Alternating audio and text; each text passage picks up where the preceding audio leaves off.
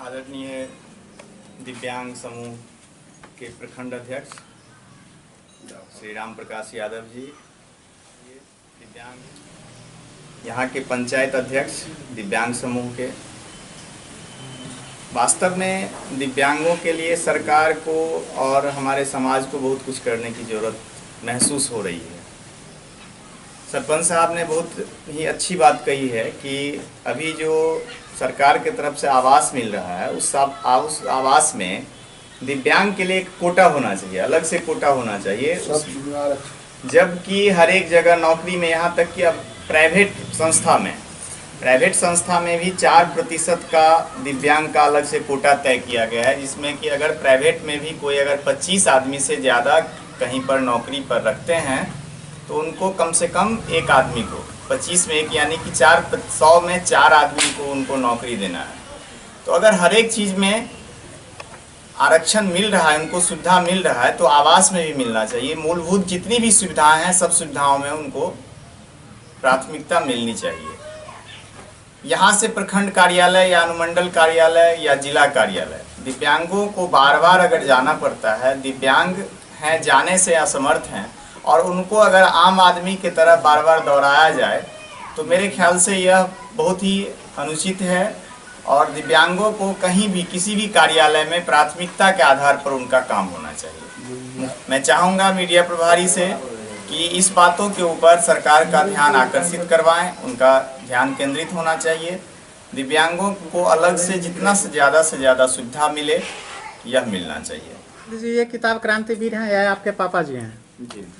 आप इनके आप अपने बारे में बताइए। और ये जो मैथिली में लिखे हैं, मैथिली में लिखने का क्या उद्देश्य है? माने मैथिली भाषा में, हिंदी भाषा में क्यों नहीं लिखी गई जो मैथिली भाषा में लिखी गई? कुमार है जी। और ये इसमें कुछ लेखकों ने मैथिली में भी लिखा है, कुछ ने हिंदी में भी। मैथिली में लिखने का उद्देश्य यही है कि यहाँ जो व्यक्ति, हिंदी के बहुत सारे कठिन ऐसे शब्द होते हैं जिनके बारे में उनको बहुत ज़्यादा शोध करना पड़ता है, पूछना पड़ता है किसी से, तब उसका वह मतलब समझ पाते हैं।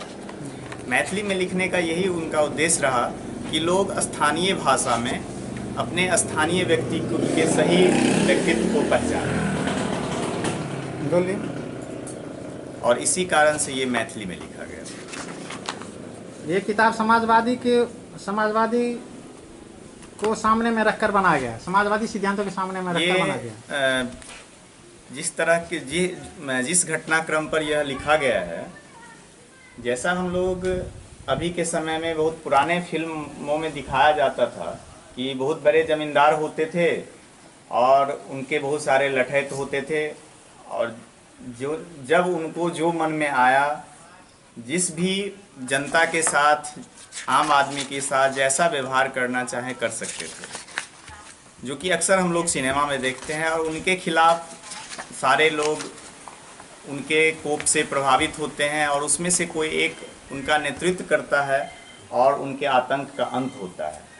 बस लगभग यह एक सिनेमा के जैसे ही, यह जब एक जमींदारी प्रथा का सिनेमा जो चलता है, बस उसी का एक रूप है, जो यह वास्तविक जीवन से लिया गया यह घटना है। और इसे लगभग इस 10 गांव के लोग अच्छी तरीके से जानते हैं। यस, बताइए।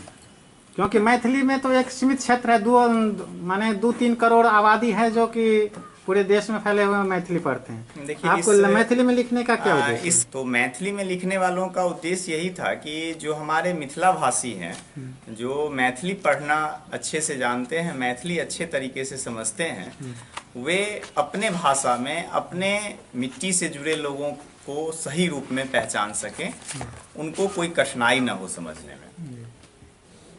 तो इसीलिए मैथिली में लिखे। जी।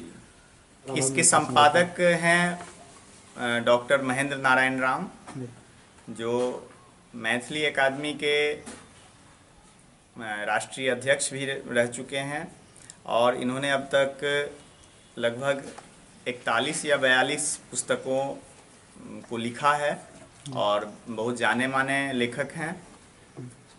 उन्होंने इसका संपादन किया। मैथिली उतना टफ नहीं है जितनी दूसरी लिपि है, हिंदी भाषी भी मैथिली पढ़ सकते हैं। धन्यवाद। मैं शैलेश कुमार, नवसंचार समाचार .com, मधुबनी बिहार।